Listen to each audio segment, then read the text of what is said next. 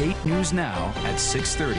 Oh, with families being separated at the U.S.-Mexico border, immigration has been in the headlines a lot lately. It's also sure to be a big topic heading up to the election season.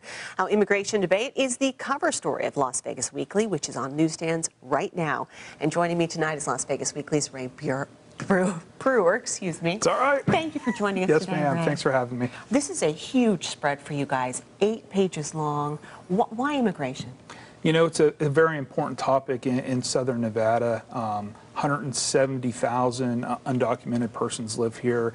35% of the valley was foreign born. And these are people who we may sit next to on Sunday at church, or who we see at the supermarket, or who are working on our houses. And it's important to tell their story because they're vulnerable. They're vulnerable in terms of reporting crime, or with getting paid what they're deserved in terms of just working side jobs. And for us, we thought it was a great story to tell.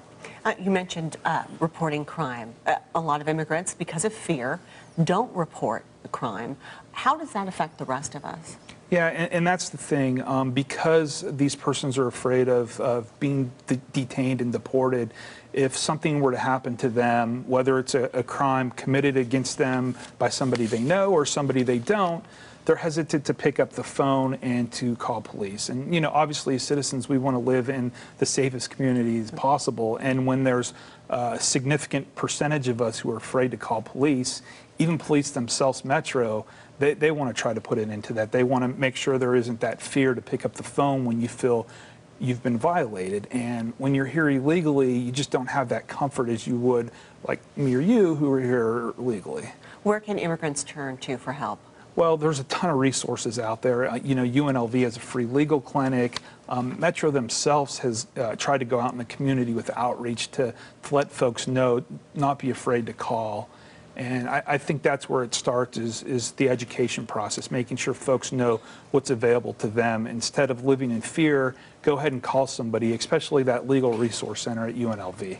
And you mentioned Metro as well. They're one of 78 law enforcement agencies in 20 states that participate in this 287G program with ICE. So what does that entail, and what does that mean for us? So at the prison, there's officers trained through ICE to handle folks who may be undocumented. They have access to the database to see if somebody they detain is deportable, and if so, they're able to hold them for 48 hours for ICE to come. ICE may come, ICE may not.